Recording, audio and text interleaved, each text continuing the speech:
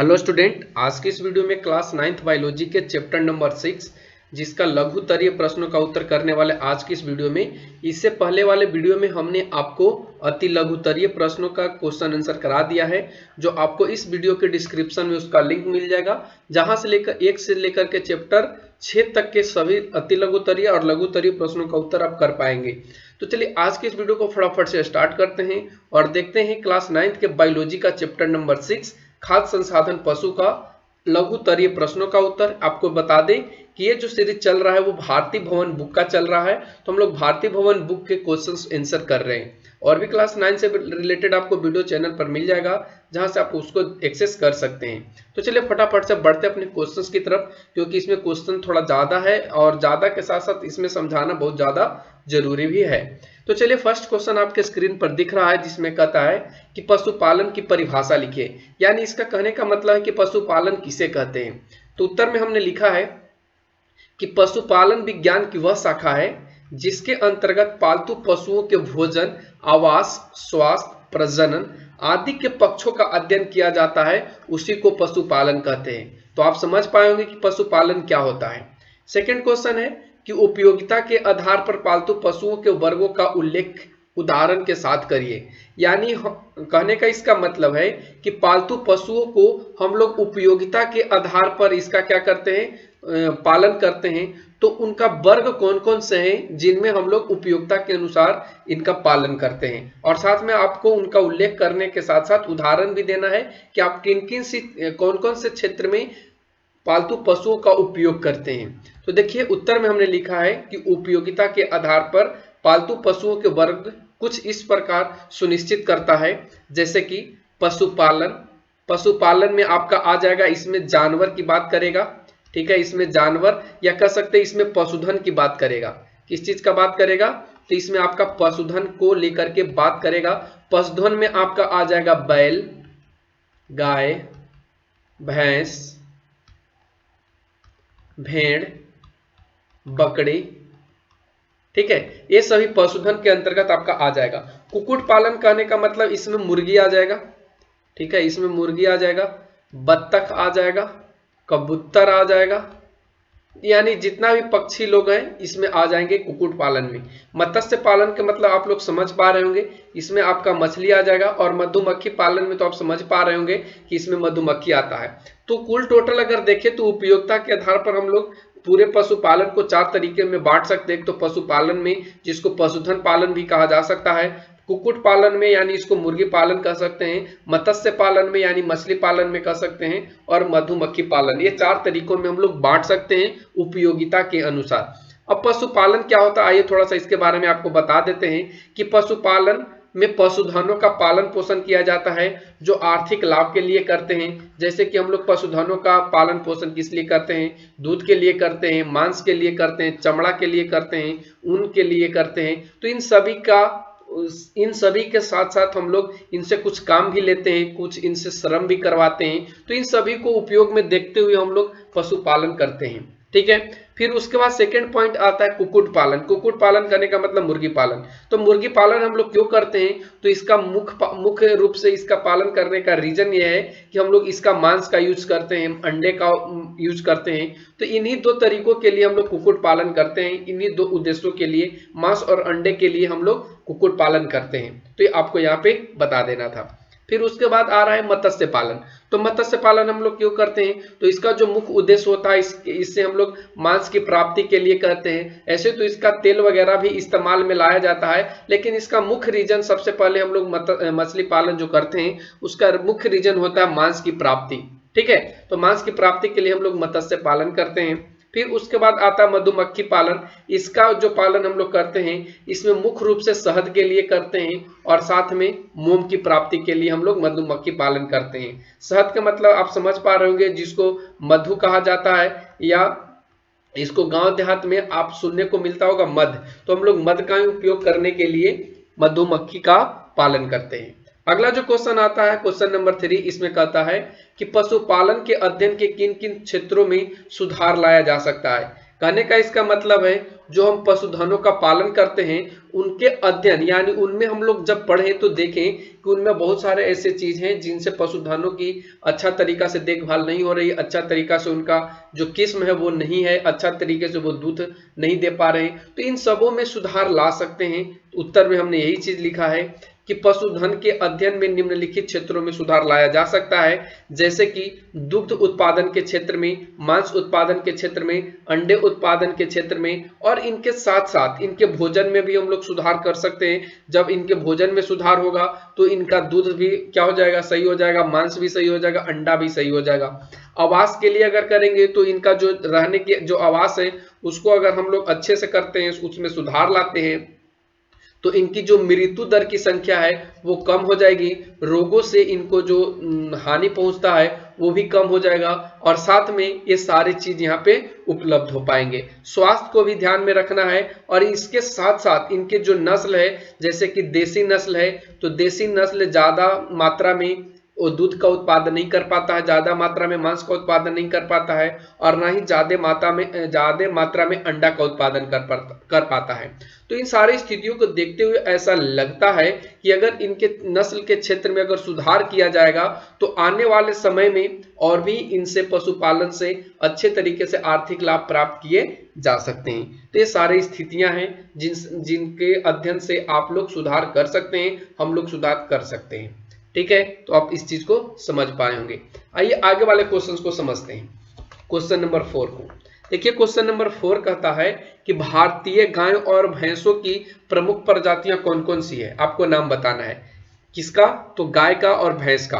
तो चलिए यहाँ पे बता देते हैं कि भारतीय गाय और भैंसों की प्रमुख प्रजातियां निम्न हैं, जिसमें सबसे पहले गायों की प्रजातियां बतानी है, और आपको यह भी बता दें कि ये कौन सी प्रजातियां यहाँ पे गाय की बतानी है, तो आपको यहाँ पे देसी प्रजाति बताना है। ठीक है, कौन सी प्रजाति? देसी प्रजाति आपको बताना है। तो हमने लिखा है गायों की प्रजातियां में साहिवाल, गिर, रेड सिंधी, थरपाकर तथा हरियाणवी ये प्रमुख हैं भारत के देसी गायों के नस्ल में। ठीक है, अब भैंसों की बात कर लें तो भैंसों में आपको देखने को मिलेगा नागपुरी, सुरती, नीली, नीली रवि, मेहसाना तथा जफराबादी। ये सभी क्या है? प्रमुख हैं। किस चीज में? तो देसी नस्ल में। ठीक है, और किस चीज का देसी नस्ल है? तो ये भैंस का है। किसका है? ये भैंस का है। तो आप ये चीज को देख पाए होंगे। अब बढ़ते हैं आगे के क्वेश्चंस। जो आगे का क्वेश्चन है वो ये कहता है कि रुक्षांश क्या है, ये पशुओं को कैसे प्राप्त होता है।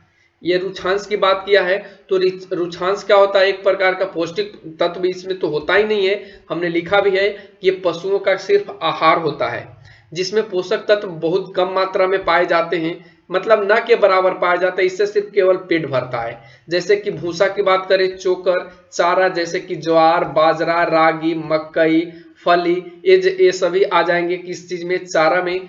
फिर उसके बाद बरसीम आ जाएगा, लुसार्न आ जाएगा, लोबिया आ जाएगा, ये सभी इनको प्राप्त होते हैं।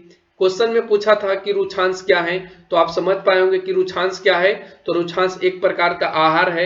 ये पशुओं को कैसे प्राप्त होता है? तो ये पशुओं को भूसा के रूप में प्राप्त होता है, चोकर के रूप में प्राप्त होता है, ज्वार बाजरा के रूप में प्राप्त होता है। ठीक है, उसके बाद घास के रूप में प्राप्त होता है, जैसे कि बरसीम घास, लुसार, लोबिया, ये सभी घास हैं। तो इन सभी के माध्यम से इनको प्राप्त होते हैं। ठीक है, किनको? तो पशुओं को। अगला क्वेश्चन आता है क्वेश्चन नंबर 6। इस क्वेश्चन में कह रहा है कि हमारे देश में दूध का औसत उत्पादन कम होने का कारण क्या है। कहने का इसका मतलब है कि जो हमारा देश इंडिया है इसमें दूध उत्पादन कम होता है अपने देसी नस्ल से। ऐसा क्यों होता है? तो आइए उत्तर में हमने लिखा है कि हमारे देश में दूध का जो औसतन उत्पादन है वो बहुत कम होने का कारण ये है कि अपने यहाँ जो गाय या जो भैंस हैं वो निम्न स्तर के हैं और उनको निम्न स्तर के आहार मिलते हैं। तो सबसे फर्स्ट पोजीशन में हमने लिखा है कि निम्न स्तर के आहार के कारण हमारे देश में दूध का औसतन उत्पादन बहुत कम हो रहा है। साथ में हरा चारा एवं अन्य पौष्टिक खाद्यान्नों की कमी है। निम्न स्तरीय देसी नस्ल के दुधारू पशु हैं, हम लोगों के पास विदेशी नस्ल के पशु नहीं है। और एक क्या करते हैं देसी नस्ल वाले कि ये 10 से 15 लीटर दूध देते देते थक जाता है, मतलब इनकी कहानी खत्म हो जाती है। सिंपली बात होता है। ठीक है, ये 10 से 15 लीटर देते देते इनका कहानी सोड्डा हो जाता है। ठीक उसी तरीके से उन्नत नस्लों के जो दुधारू पशु हैं उनका अभाव है, यानी कि जो विदेशियन गाय है या विदेशी भैंस है हम लोगों के यहाँ ये नहीं है। तो ये सब कंडीशन से क्या हो जाता है, दूध के उत्पादन में हमारा भारत में कमी हो जाता है। अगर हम इस चीज को सुधार करेंगे तो आने वाले समय में हम भी कहने का मतलब हमारा देश भी दूध उत्पादन के क्षेत्र में आगे विकसित करेगा या आगे रहेगा। ठीक है, लेकिन ये सारे चीजों को सुधार करना बहुत जरूरी है। ये सभी कमी है जिनके कारण दूध के उत्पादन कम होता है। अगला जो क्वेश्चन आता है क्वेश्चन नंबर 7, इसमें देखिए कहता है कि दुधारू पशुओं को रोगाणुओं से होने वाले प्रमुख रोगों तथा उनके लक्षणों का उल्लेख कीजिए। कहने का मतलब जो दुधारू, कहने का मतलब जो दूध देने वाले पशु है ना, जैसे कि आपका गाय हो गया, ठीक है, गाय हो गया और भैंस हो गया, ठीक है, गाय हो गया और भैंस हो गया, तो इनमें जो जो रोग होता है वो कौन कौन सा रोग होता है और किस तरीके का होता है, उनका लक्षण क्या है, ये आपको बताना है। तो देखिए हमने यहाँ पे लिखा है कि दुधारू पशुओं को रोगाणु से होने वाले कुछ रोग इस प्रकार से हैं, जैसे कि खुर और मुंह में रोग हो जाता है। खुर और किसमें, मुंह में रोग हो जाता है। और इसका एक और नाम है जिसको हम लोग गांव देहात में खुरहा रोग कहते हैं। ठीक है, ये खुरहा रोग क्या होता है ना कि ये मुंह में हो जाता है और खुर में हो जाता है। खुर मतलब जो पैर होता है गाय का या भैंस का, उसके पैर में हो जाता है। ठीक है, पैर में हो जाता है। और ये पैर में क्या हो जाता है, छाला हो जाता है, जिससे जो दुधारू पशु वो चल नहीं पाते, इधर उधर चलने में उनको परेशानी होती है। इनका लार दिन भर गिरते रहता है, भोजन खाने के लिए इनको मन नहीं करता, इनका भूख खत्म हो जाता है, साथ में इनको सुस्ती रहता है, दिन भर बैठा रहे तो बैठले रहने का मन करता है। इनका बुखार भी बहुत तेजी हो जाता है। ज्वर का मतलब क्या होता है, बुखार होता है, यानी इनका बुखार भी इनको हो जाता है। इनका शरीर कांपने लगता है। और ये सभी लक्षण जब दिखाई देते हैं तो हम लोग समझ जाते हैं कि इसको खुरहा रोग हो गया है। इसको जल्दी से इलाज कराइए, नहीं तो ये मर भी सकता है। ठीक है, तो ये पहला रोग आपको बताएं, खुरहा रोग। सेकंड जो रोग हमने यहाँ पे लिखा है उसका नाम दिया है क्षय रोग। कौन सा रोग नाम दिया है, क्षय रोग। ये क्षय रोग क्या करता है, क्षय का मतलब यहाँ पे याद रखो कि ये बर्बाद कर देता है, खत्म कर देता है। जैसे ही आंत को खत्म कर देता है, फेफड़ा को खत्म कर देता है, इसमें बुखार रहता है। और ये सभी लक्षण जब आपको दिखाई देने लगे तो आप लोग समझ जाइए कि इसको क्षय रोग हो गया है। क्षय रोग के मतलब डायरेक्टली आप लोग याद रखो, आम भाषा में टीबी, इसको टीबी हो गया है। तो टीबी होने के बाद क्या होता है, बहुत सारे दिक्कत आने शुरू हो जाते हैं। तो ये जानवरों में भी होता है। अगला जो आता है पोजीशन, उसको नाम है एंथ्रेक्स। इसमें क्या होता है, इसमें जो हमारे पशुधन है यानी गाय भैंस है, इनका शरीर फूल जाता है और इनका बुखार बहुत तेज हो जाता है और दूध में तो कमी आ ही जाता है। और जैसे ही ये सब रोग हो जाए तो आप लोग ध्यान रखना, इसका दूध इस्तेमाल नहीं करना, नहीं तो आप लोग में भी कुछ संक्रमण इसकी फैल सकती है। तो ये सारे लक्षण दिखाई देते हैं एंथ्रेक्स में। रिंगवर्म में क्या होता है, इसमें पशुधनों को खुजली हो जाती है, जिसको गांव देहात में इसको खौरा बोलते हैं। ठीक है, तो ये खौरा हो जाता है जिसके कारण इनके शरीर में कीटाणु हो जाते हैं, मतलब इनका जो शरीर है वो बर्बाद हो जाता है। और एक समय ऐसा आता है कि ये इनकी स्थिति ऐसा हो जाता है कि मरने की स्थिति भी आ जाती है। तो ये सारे रोग थे जो पशुधनों में हो जाता है।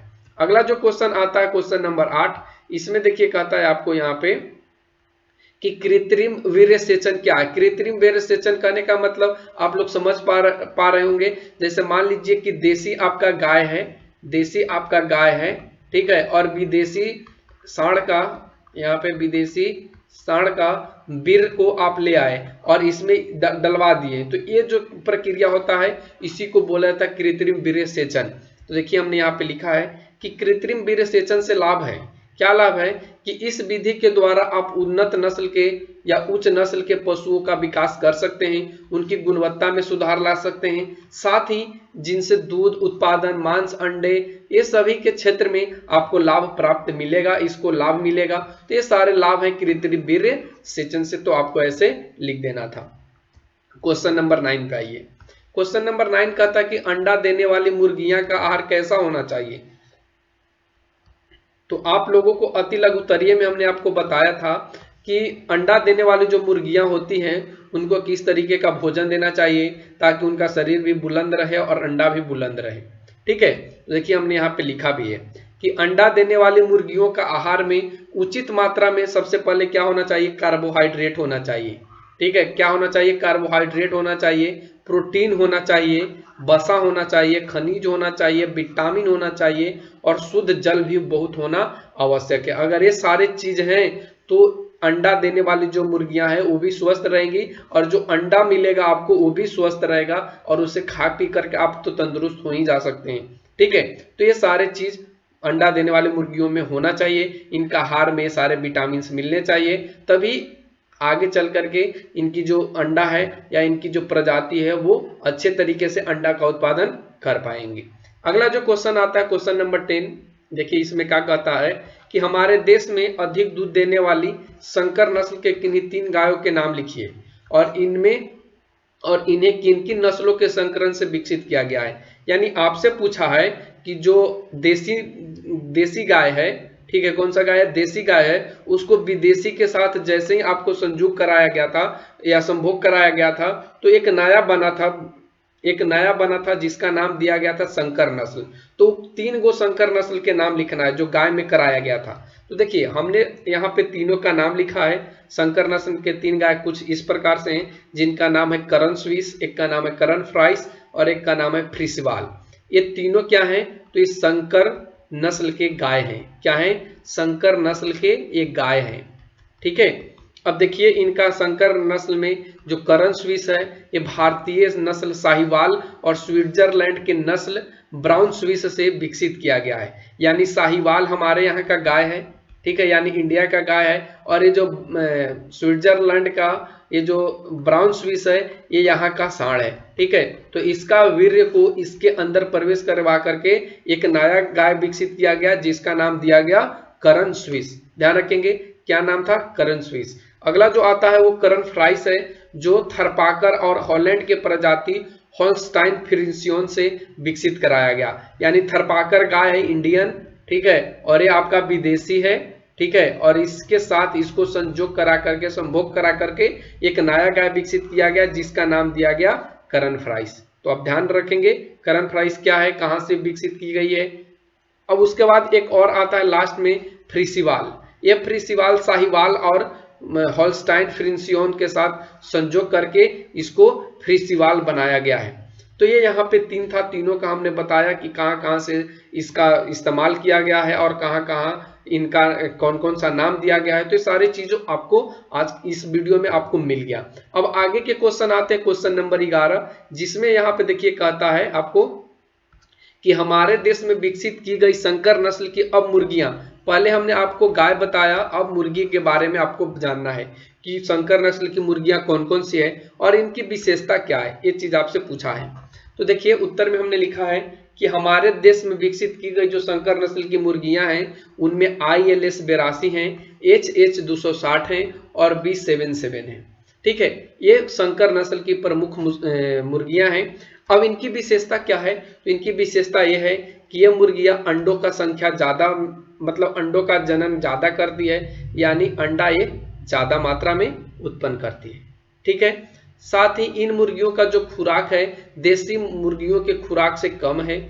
इनका जो मांस है वो भी बहुत ज्यादा इनका मांस उत्पादन हो जाता है। यानी 1 केजी, मतलब 1 केजी के जो अगर मुर्गी चाहिए तो ये 200-250 ग्राम खाना के साथ ये 1 केजी का मांस उत्पादन कर देती हैं।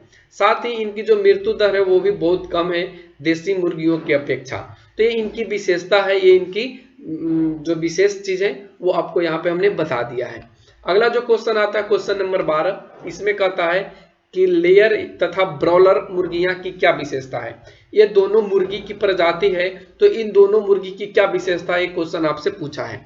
तो देखिए हमने उत्तर में लिखा है कि लेयर तथा ब्रॉयलर मुर्गियों की विशेषता यह है कि लेयर वो मुर्गियां होती हैं जिनका पालन हम लोग अंडे प्राप्त के लिए करते हैं। यानी इनका पालन करने का मुख्य उद्देश्य क्या होता है, तो अंडा की प्राप्ति। ठीक है, अंडा के सिवाय और कोई चीज के लिए इसको हम लोग नहीं पालते हैं। और ब्रॉयलर जो मुर्गियां हैं, जो ब्रॉयलर मुर्गियां हैं, इनका जो पालन हम लोग करते हैं वो मांस के उत्पादन के लिए करते हैं। यानी ये अधिक मात्रा में मांस प्राप्त करता है, कम समय में मांस को प्राप्त करवा देता है। तो ये सभी उद्देश्य से हम लोग लेयर तथा ब्रॉयलर मुर्गियां का उत्पादन करते हैं और इनकी विशेषता कुछ इस प्रकार से है। अगला जो क्वेश्चन हम लोगों का आता है वो 13 नंबर में कि मिश्रित मछली संवर्धन क्या है, ये आपसे क्वेश्चन पूछा है। तो आपने पढ़ा होगा कि मछली जो मिश्रित संवर्धन है, इसमें आपको एक ही तालाब में एक से कई अन्य प्रजातियों का इसमें क्या किया जाता है, प्रजनन किया जाता है, इनको पाला जाता है, पालन किया जाता है। इसी चीज को हम लोग बोलते हैं मिश्रित मछली संवर्धन। लिखा भी है कि मिश्रित मछली संवर्धन एक विधि है जिसमें कई प्रजातियों की मछलियों को संवर्धन किया जाता है एक ही तालाब में और एक ही समय में। तो आप समझ पाए होंगे कि क्या है। अगला क्वेश्चन है 14 नंबर कि व्यावसायिक दृष्टिकोण से मधुमक्खी की 4 प्रजातियां हैं और वो कौन कौन सी हैं, ये आपसे क्वेश्चन में पूछा है। तो हमने यहाँ पे आपको लिख करके बता दिया है कि एक का नाम है एपिस सेरेना इंडिका, एक दूसरा का नाम है एपिस डोर्सेटा, थर्ड का नाम है एपिस फ्लोरिया और फोर्थ का नाम है एपिस मेलिफोरा। आपको बता दें कि ये जो क्वेश्चन आपको दिया गया बच्चों, वो आपको भारतीय भवन बुक से नहीं है। आपको ये जो बुक दिया गया है वो एनसीईआरटी बुक से है। तो आप लोग थोड़ा सा इसको पढ़ने के लिए, इसको जानकारी प्राप्त करने के लिए आप लोग थोड़ा सा एनसीईआरटी वाला क्वेश्चन आंसर को भी देख लीजिएगा, जो आपको इस चैनल पे मिल जाएगा। आप लोग चैनल पर जाकर के प्लेलिस्ट जैसे चेक कीजिएगा तो आपको मिल जाएगा। अगला जो क्वेश्चन आता है 15 नंबर, इसमें कहता है कि कार्यकर्ता या सेवक मधुमक्खियां शहद का निर्माण कैसे करती हैं। तो देखिए, आपने पढ़ा था कि मधुमक्खी में कुल टोटल 3 प्रकार के मधुमक्खी होता है। एक तो रानी जी होते हैं, सेकेंड राजा जी होते हैं जिसको हम लोग ड्रोन कहते हैं, या इसका एक और नाम है नर है, और उसके बाद जो क्या होता है सेवक होता है, या इसको कह सकते हो ट्रांसजेंडर होता है, या इसको कह सकते हो नपुंसक जिसको बोल सकते हो, तो ये नपुंसक होता है। राजनी और राजा का काम क्या होता है, जनन करना। क्या होता है, जनन करना, यानी संख्या को बढ़ाता है। और ये सब का काम करता है, ये सब राजा और रानी को क्या करता है, हेल्प करता है, छत्ता बनाता है, शहद को बनाता है। ये सारा काम इस सेवक का होता है। जैसे आपको काटने के लिए जो मधुमक्खी दौड़ता है ना, वो यही होता है सेवक। रानी और राजा मधुमक्खी कभी घर से बाहर यानी छत्ता से बाहर नहीं निकलता है। तो इसका राइट आंसर होगा कि कार्यकर्ता या सेवक मधुमक्खियों के द्वारा परागकण तथा मकरंद एकत्रित किए जाते हैं। और ये जो परागकण है और मकरंद, ये कार्यकर्ता या सेवक के आहार नाल में कई प्रकार के जीव रासायनिक परिवर्तन के बाद शहद या मधु के रूप में निर्माण होते हैं। तो ये इसका मुख्य कारण है कैसे निर्माण होता है, तो ये जीव रासायनिक परिवर्तन के द्वारा आहार नाल में क्या होता है, निर्माण होता है। आज का आखिरी क्वेश्चन है 16 नंबर, जिसमें कहता है कि मधुमोम हमारे लिए क्यों आवश्यक है। तो मधुमोम हमारे लिए किस प्रकार उपयोगी है, क्वेश्चन पूछा है। तो चलिए इस प्रश्न का राइट आंसर आपको बता दें कि मधुमोम हमारे लिए कई प्रकार से उपयोगी है। जैसे कि प्रसाधन सामग्री के लिए, मोमबत्ती बनाने के लिए, विभिन्न प्रकार के पॉलिश बनाने के लिए, दाढ़ी बनाने के उपयोग में जो आने वाली क्रीम है उसका उत्पादन करने के लिए ये मधुमोम की आवश्यकता पड़ती है। ये मधुमोम हमारे लिए उपयोगी हो जाता है। तो ये सारी चीज आपको आज की इस वीडियो में बता दी है। आप लोगों को ये वीडियो कैसा लगा कमेंट सेक्शन में कमेंट करके जरूर बताइएगा। और भी क्लास 9 से रिलेटेड वीडियो देखने के लिए चैनल को सब्सक्राइब कर लीजिए। Thanks for watching, take care, bye bye.